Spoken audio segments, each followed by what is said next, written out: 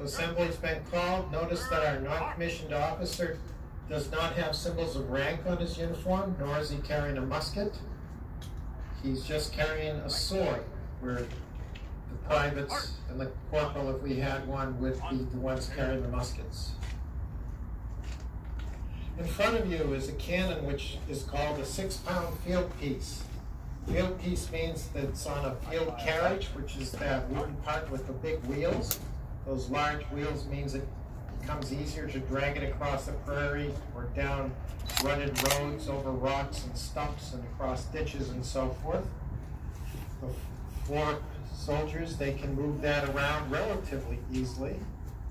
If this were an artillery fort, like the large coastal forts on the East Coast, they would be staffed by artillery, and artillery soldiers, there would be 14 of them to fire a gun, where we're getting by with 4 here.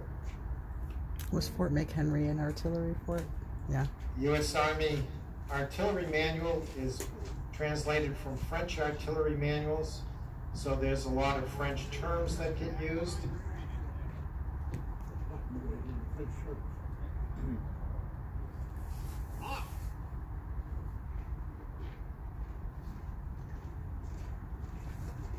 Like Montrose. Montrose is the term for the soldiers around the cannon. They each have a number. So the Montrose at the front with his back to us, he's going to be pulling out a staff with a corkscrew on the end. That's called the worm. First thing they're doing is clearing the cannon, making sure it's safe to fire. So first thing is worming it. And that goes down to make sure there's no bits of debris down there, like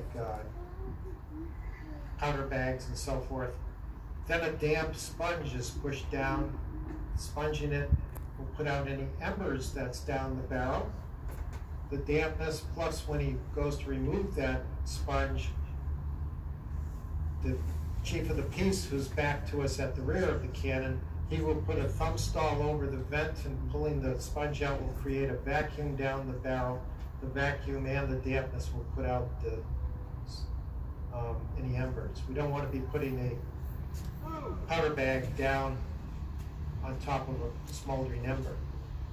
We're not firing a projectile. We're only firing a salute round. Immediately down range is the oldest standing residence in Minnesota today. We don't want to damage that. We don't want to risk injury to anyone.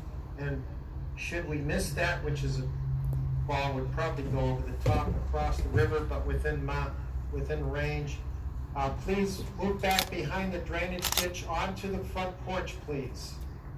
On the far side, on front of officers' quarters, move back to the porch. Even though we're not firing a projectile, we want to make sure everybody's safe by staying back.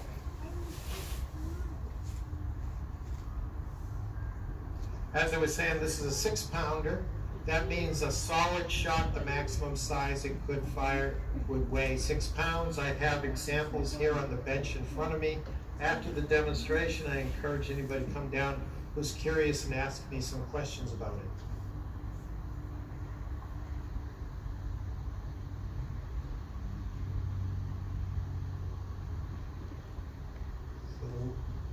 Charge has been put down the barrel.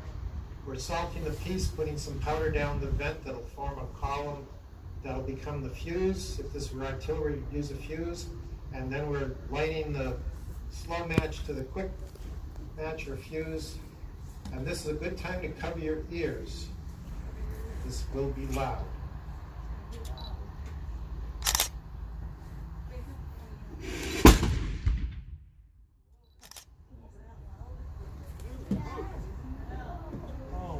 Next, we will repeat those safety items by worming and sponging before putting the plugs in the end and in the vent.